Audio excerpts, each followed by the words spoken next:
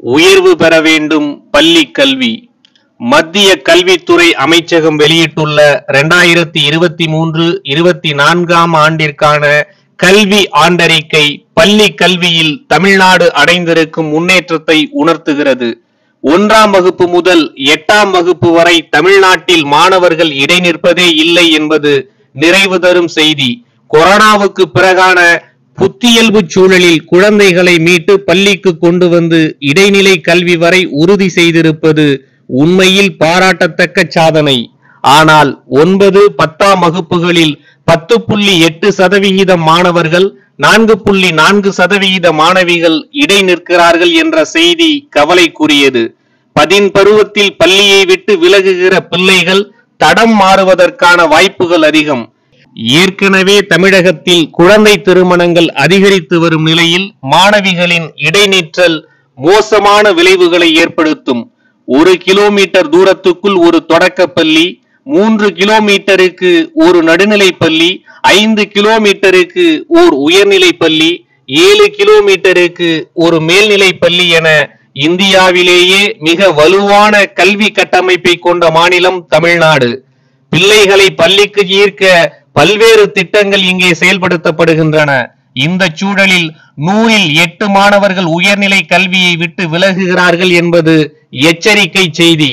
இந்த எண்ணிக்கை தேசிய சராசரியை விட குறைவு என்று நாம் மகிழ்ச்சி அடைய முடியாது.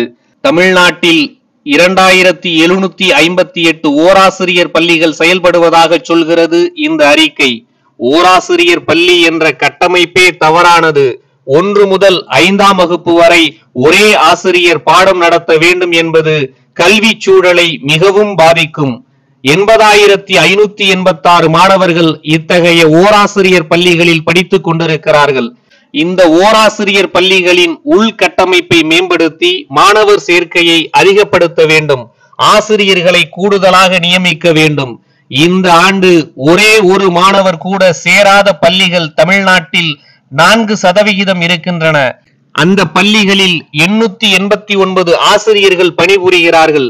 பள்ளிக்கு அருகில் வசிக்கும் பெற்றோர் கூட ஏன் இந்த பள்ளிகளை நம்பாமல் தனியார் பள்ளிகளை நாடுகிறார்கள் என்று பள்ளி கல்வித்துறை வெளிப்படையான தணிக்கை செய்ய வேண்டும்.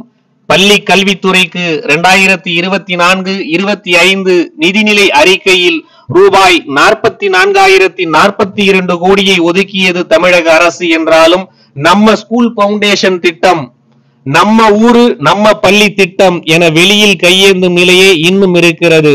நிரந்தர ஆசிரியர்களை நியமிக்காமல் சொற்ப தொகுப்பூதியத்திலும் மதிப்பூதியத்திலும் நியமித்துக் கொண்டிருக்கிறது தமிழக அரசு. தங்களது எதிர்காலமே தெரியாத தற்காலிக ஆசிரியர்கள் மாணவர்களின் எதிர்காலத்துக்கு எப்படி பொறுப்பேற்க முடியும்? சுதந்திரம் அடைந்து 75 ஆண்டுகள் கடந்து இப்போதுதான் முதல் தலைமுறையாக நிறைய மாணவர்கள் கல்லூரிகளை எட்டி பிடித்திருக்கிறார்கள்.